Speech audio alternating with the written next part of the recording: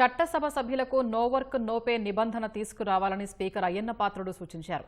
ఉత్తరప్రదేశ్లో నిర్వహించిన చట్టసభల సభాపతుల 86వ అఖిల భారత మహాసభకు డిప్యూటీ స్పీకర్ రఘురామకృష్ణరాజుతో కలిసి అయ్యన్న హాజరయ్యారు.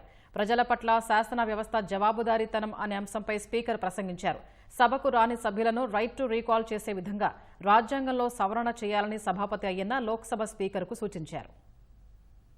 కొంతమంది శాసనసభ్యులు ఈనాటి వరకు కూడా ఒక్కరోజు కూడా అసెంబ్లీకి రాలేదు సార్. ఒక్క చర్చలో కూడా పాల్గొనలేదు.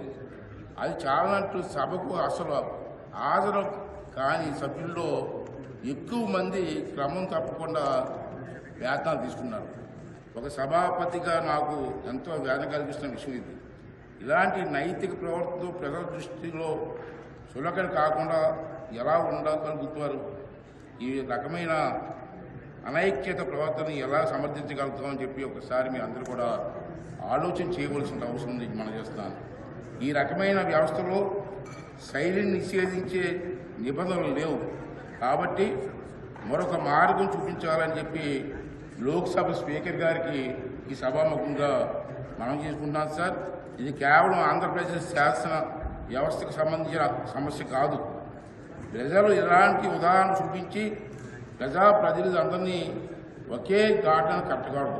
ప్రజల నుండి వచ్చే విమర్శల నుండి ఎవరికీ మినహాయింపు ఉండకూడదని చెప్పి ఈ సందర్భంలో నేను చేస్తున్నాను. ఈ విషయంలో సార్ నా వైపు నుంచి 2 సూచనలు చేయదలుచుకున్నాను. ఒకటి, సభకు హాజరు కానిటువంటి వారిని నో వర్క్ నో పే, ఇది ఒక ఫస్ట్ టైం నేను మనం చేసి నమ్మకం సార్. అసెంబ్లీకి రాని వారికి వర్క్ చేయని వారికి పేమెంట్ ఎందుకు ఇవ్వాలి? రెండోది ఏంటంటే, ఎంప్లాయీస్ ఉద్యోగాలకు రాకపోతే మనం ఏం చేస్తున్నాం సార్? వారి వేతనాల్లో కోత వేస్తున్నాం. ప్రజాప్రతినిధుల జీతాలు వచ్చేందుకు కోత విధించాలి. అప్పటికీ గుణపాఠం నేర్చుకోకపోతే ప్రజాప్రతినిధుల కోసం మరో అడుగు ముందుకు వేయాలి. వాటిని మళ్లీ ప్రజాకోర్టులో నిలబెట్టడం తప్ప మరో మార్గం లేదు. అందుకు అవసరమైతే రాజ్యాంగాన్ని ప్రజాప్రాతినిధ్య చట్టాన్ని సవరించి అయినా సరే ప్రజలకు తాము ఎన్నుకునే ప్రతినిధులు వెనక్కి పిలిపించి హక్కు కల్పించాలి.